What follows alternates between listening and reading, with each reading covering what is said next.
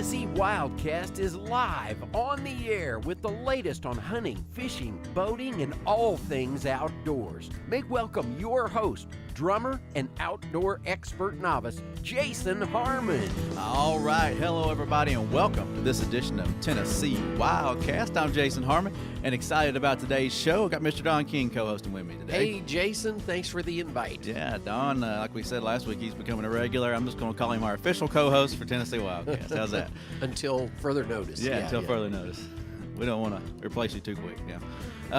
Got Mr. Joy Bell with us today. He's the Tennessee state chair for Backcountry Hunters and Anglers organization group. Yep, that's it. I'm glad to be here, Jason. Appreciate you having me. We're glad he's here. We're going to talk about public hunting, public access, public fishing, and everything public today. Stuff we are all about here Yeah. at the agency, for sure. Getting outside. So before we jump into all that, we're going to hit some current events. Spring turkey season's rolling around. Yeah. We'll be here before you know it. March 30. I can't wait. I'd rather turkey hunt than absolutely anything to do. I remember you saying that now that when we talked a couple weeks ago, that was one of your favorite things to do. We got some pictures to show today. He's killed a few deer on some public property here, Cheatham WMA actually, and did some squirrel hunting, but it's time to get a turkey. I'm telling you, I'd rather turkey hunt than anything. And I could do a whole episode. We can do our whole 30 minutes about turkey hunting as far as I'm concerned, and save BHA for maybe next week or something. Well, maybe we'll bring you back for a turkey show. That'd be good. So anyway, check your hunting guide, page 39. That's it's still good, still current. Oh, yeah. As far as 2019 spring turkey hunting. So check that guide. Young Sportsman Hunt starts on March 23rd and 24th. That's a great weekend to get the young guys out there. And then the season fires up for adults on March 30th through May 12th. And you're allowed one bird per day, one bearded bird per day, not to exceed 4 per the season. And there's also a lot of opportunities to hunt turkey on WMAs. Oh, yeah. So make sure you check those regs. Certain WMAs may have bonus birds, and some of them may be quota hunts. So just check your hunting guide. And I was going to talk about that later, but we'll go ahead and shout out those page numbers 42 and 43. All your WMA and public hunting area information's out there on those pages. Speaking of guides. Go ahead. Hey, we have a new guide. Fishing guide has just come out. Got delivered this past week. And so anyway, be sure and stop by, pick one up. Of course, all the information that is in here is included in the app as well. But it's always nice to have that hard copy you can take with you and read and study up on. And a lot of good information in this fishing guide. And invite everybody to stop by and pick one up wherever you buy your license or buy your bait and tackle, that kind of thing. Yeah. Pick up that hard copy, or you could visit the app. The new app is out. We've highlighted that a couple of weeks, and we're going to continue to talk about the new app. It's out there and available for download free on the Apple iTunes Store or the Android Store, Google Play, I guess you would say. And it's got a lot of great features. Finding places to hunt, purchase your license, all that kind of stuff. You can get the guides, look at the guides on there. But Joy said he enjoys that app as well. Yeah, absolutely. It's super handy. Carry around in your pocket. Like you said, keep your licenses in there. And one thing I really like about it, I can go in there and just search for a WMA, and I don't have to flip through the whole, physical hunting guide to find the WMA I want to find. And I can just click on it, click the specific regulations for that WMA, and it's right there and ready to go. And it was really handy for me applying for quota hunts, and especially the turkey season, these turkey quota hunts that we've had. A few of them were out in East Tennessee. It's just country I'm not familiar with, so I didn't know anything about them, hadn't heard of several of them, so it was just super easy to find information about them. And it can get a little complicated when you're looking at public lands like the WMAs. You're sometimes there's specific things they have to manage for, and the land managers there do an awesome job taking care of those properties, and it sometimes it gets kind of personal because they know what their property, their surroundings, and all need in order to manage it properly for the best take for hunters and all. So that is good to be able to go to that app and just search what you need, as opposed to going through the charts in the guide can be a little. Yeah, I like it. I like it too. Talking about the managers, their contact information is in there. Yeah. So Yeah. there's been a few times I've called those guys, and just a lot of them will tell you almost anything. I mean, aside from here's a GPS coordinate where a dude killed a deer, last year. But Yeah. it's just super handy information that they have that you can't find anywhere else. Those And guys know that property they well. know it. Oh, man, yeah. On some occasions they live there, and it's just the best information you can have aside from somebody aside from your buddy going out there. Right. Yeah. Exactly. I love it. One other thing before we get into the meat of the topics today, I wanted to hit the fishing guy or the boating courses. The boating courses are out there online, tnwildlife.org. Just go to the homepage, click boating at the top of the page. I'm going to show you how to do that if you're watching. Hey, thanks for watching on Facebook, by the way, if you're watching out there. And also thanks for watching on YouTube, TWRA TV, all those fun places. And also thanks for listening, right? Yeah, exactly. We love our radio Our stations. radio stations. We appreciate our radio partners for carrying the show, and appreciate from week to week our listeners tuning in. So thank you, and support the folks that are sponsoring these segments on the various stations too. It's great that the local radio stations can go out and find sponsors that make sense, that are supporting our mission, and we like for them, the sportsmen, to turn around and help support them as well. Help them out as well, yep. So if you want to look for boating education information, go to tnwildlife.org, click the boating tab at the top. Under boating education in Tennessee, you can click the exam locations button right there. It'll pop up another page. You'll have some FAQ, kind of the how-to kind of questions here. But then under that, you've got your West Tennessee, your Middle Tennessee, your Cumberland Plateau, and your East Tennessee boating courses that are happening. Make sure you get that permit, Type 600. Type 600, it's about $10, and anybody born after January 1st, 1989 needs that certification in order to operate a powered boat on Tennessee waters. Okay, there you heard it. So, I've seen a lot of these courses being popped up on the website here lately. A lot of classes are opening up. It's going to be time to get on the water before too long. Yeah. So, make sure you check that out. All right, well, let's meet Mr. Joey Bell. He's like we said earlier, he's with the Backcountry Hunters and Anglers, and he's going to tell us about that organization. But first, let's just learn a little bit about Joey. How'd you get introduced to the outdoors? What got you into hunting and fishing and all that good stuff? So I grew up on a farm in Hickman County, which is about an hour southwest of Nashville here.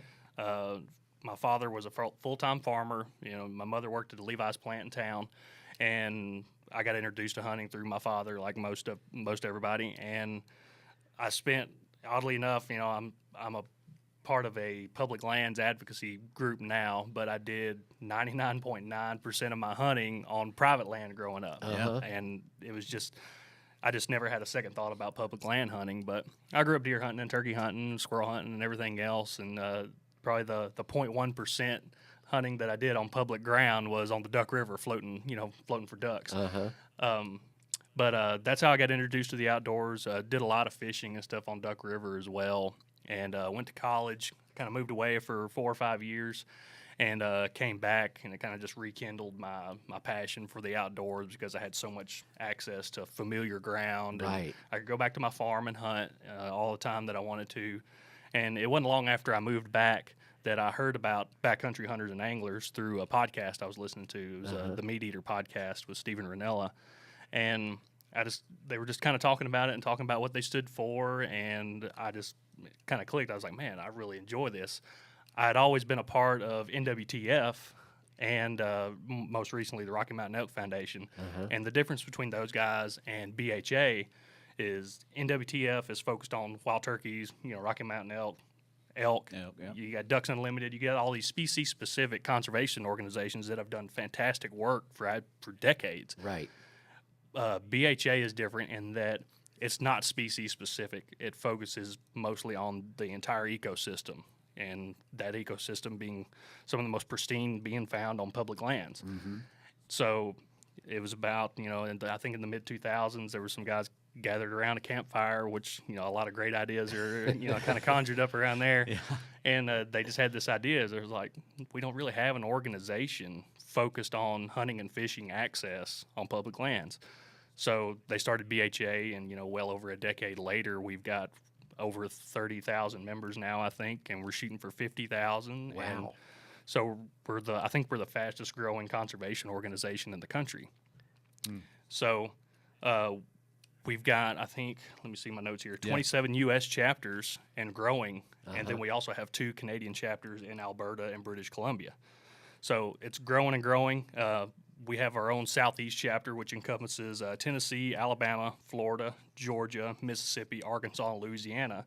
And in the future, some of those states might break off and form their own chapters as our membership grows. We are a nonprofit.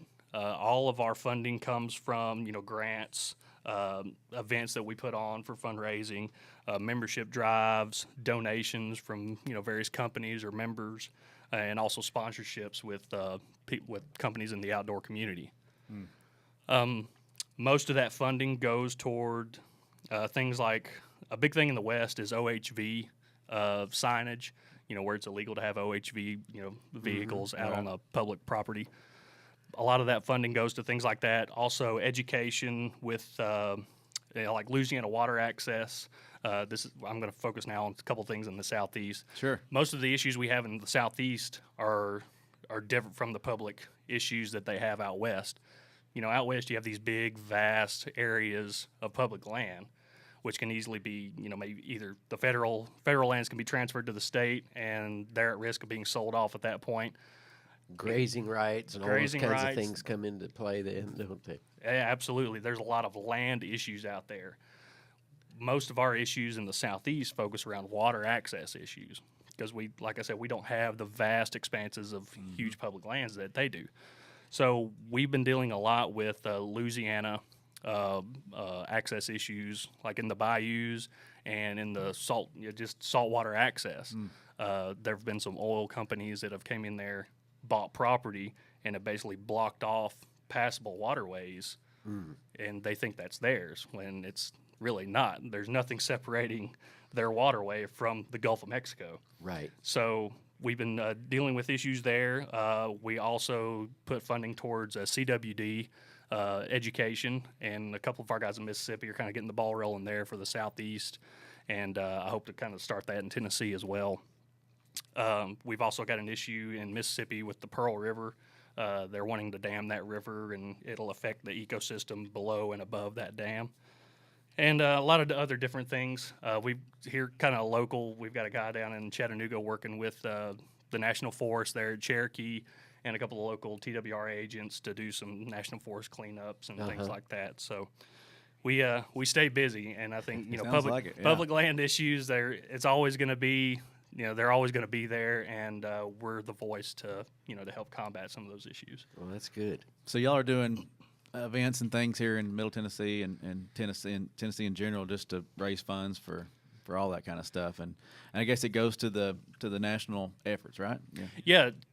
The chapter gets a portion of those funds that we raise, and that helps us put on events here locally, and then another portion of that goes towards the national headquarters.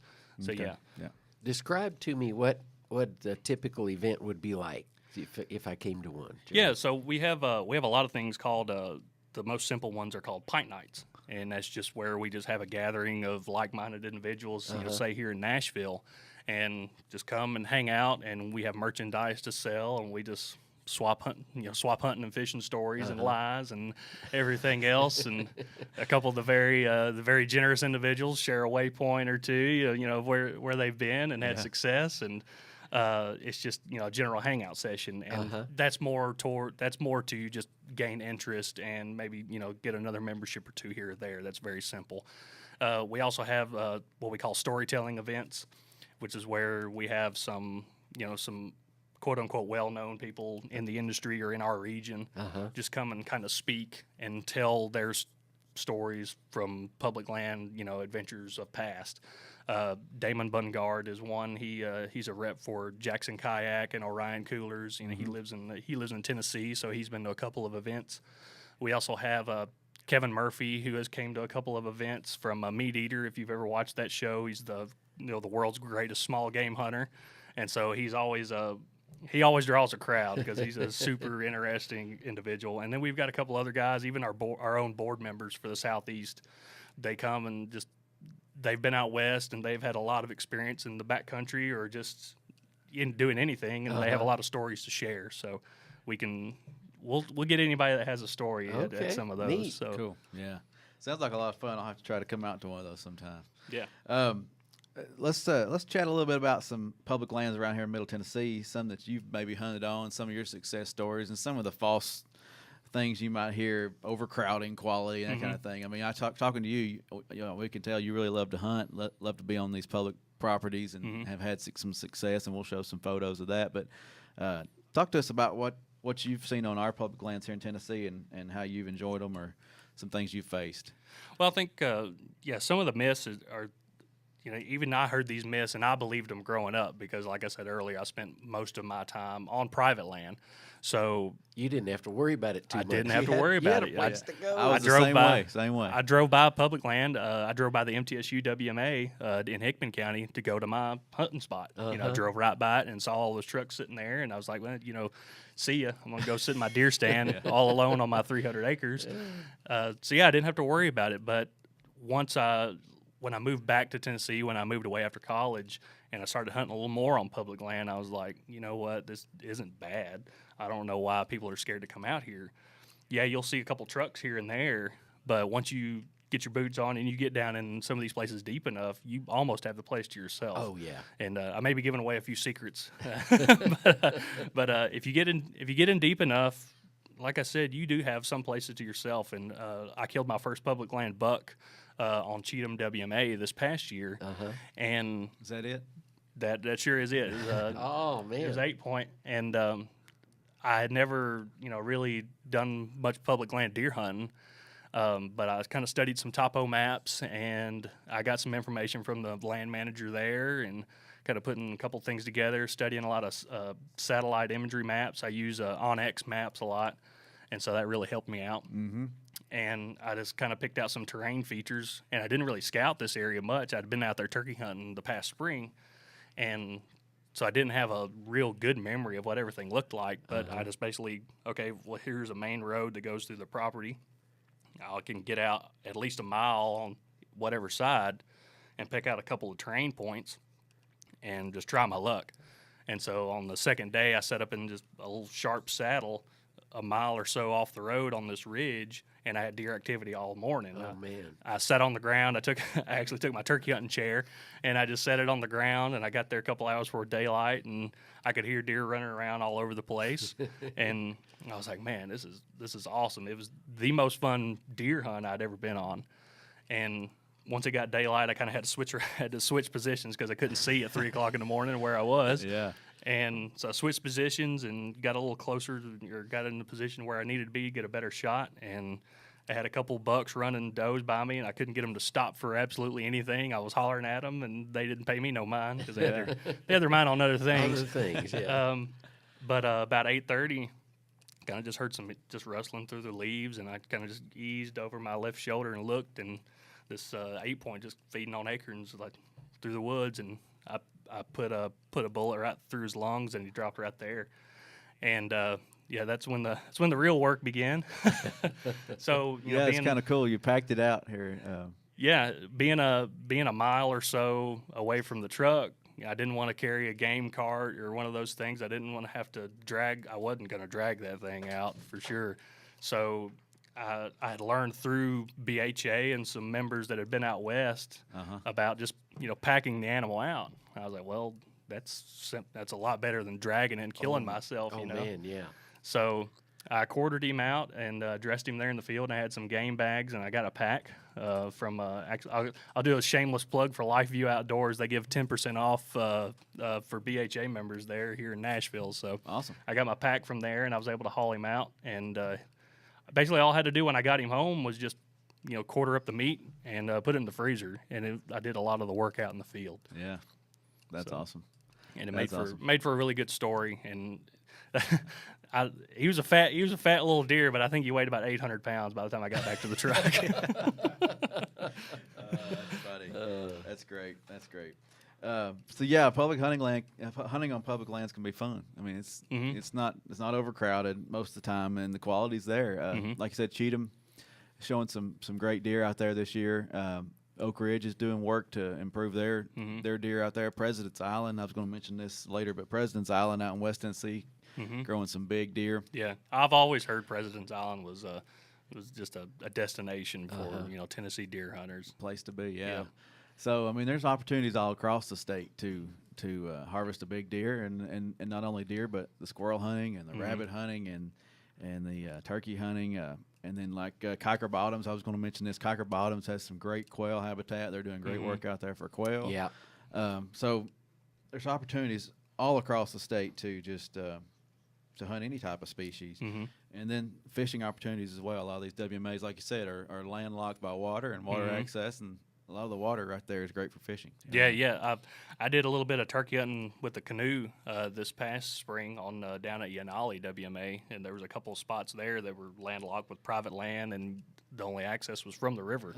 So just launch a canoe, float down, and you hunt an area. And I didn't see one footprint or anything while I was there. It was great, and but you just don't think about that unless you can get on the TWRA app, right, and you can find some of those properties. And then I couple that with my OnX maps, which shows private property boundaries and everything like that. So if you don't have a way to access the property from the water, you can at least knock on a door or two and get access, maybe just walk through. Yeah. So, and I've had that happen to me before. Just ask for permission. A lot of these farmers, a lot of these landowners don't mind.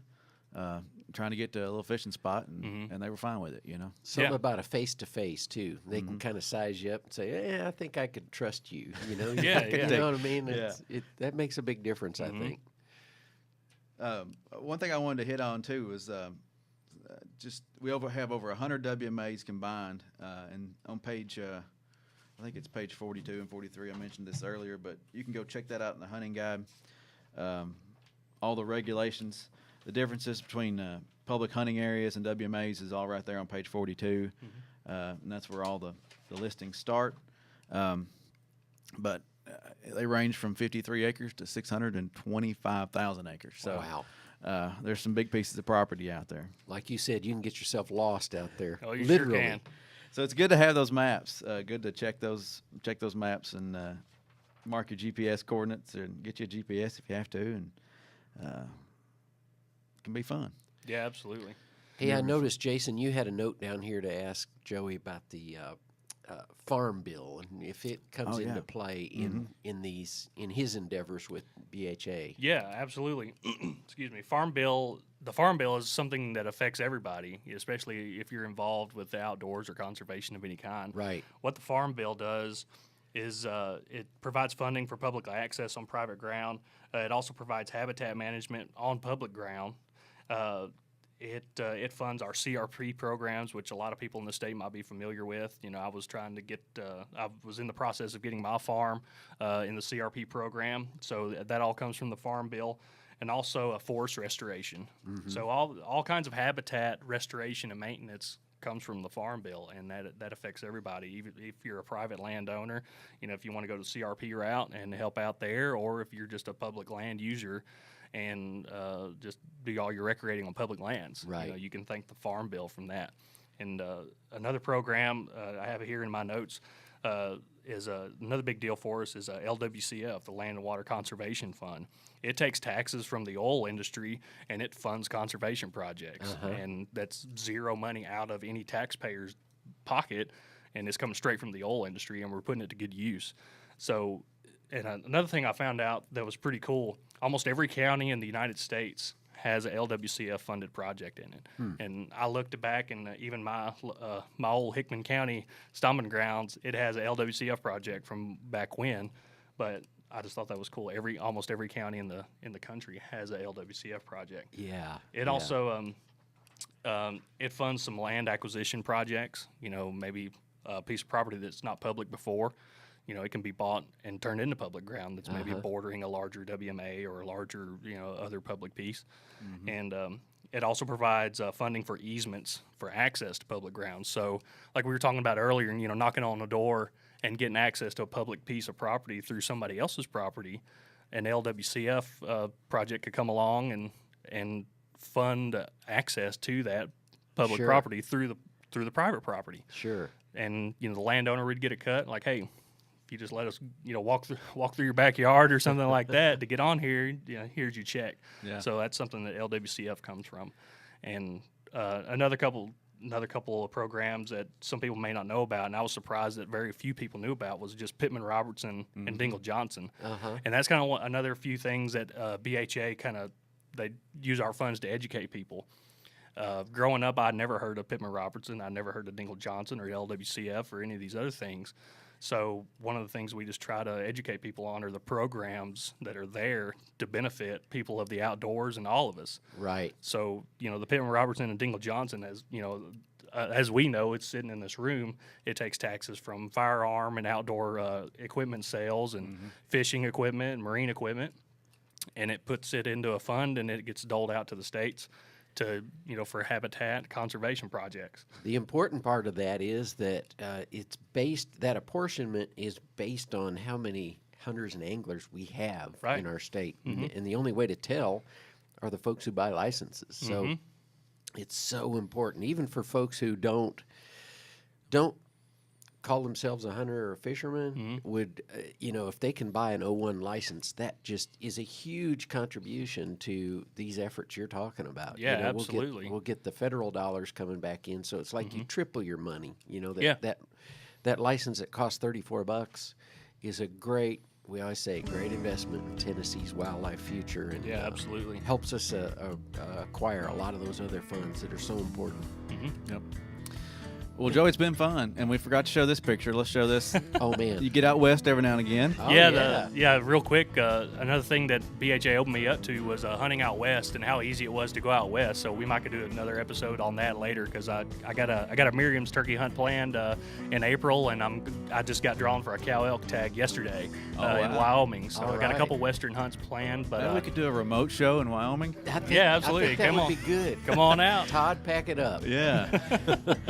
Well, and here's some links. Let's make sure we show these. Website, backcountryhunters.org. The Southeast chapter links are there. And you can also get to those on that main site. Their Facebook pages, their Instagram pages, they're all there. But go check those out and give BHA a little love, and go check them out and maybe become a member and help preserve public fishing and hunting opportunities. Yeah. Yeah, absolutely. If real quick, if you sign up for membership on BHA, use the promo code MeatEater. You'll get a free public landowner T-shirt, which is the same cost of the T-shirt and the membership. So All right. yeah, it's a great deal. Can't Win-win. beat that. Yeah, win-win.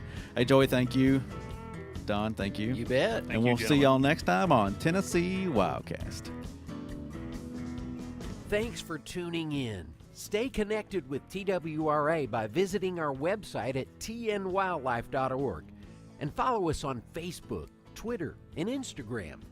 Hey, it's all about Tennessee wildlife. It's what we do. Tennessee WildCast will be on the air again next week. We'll see you then.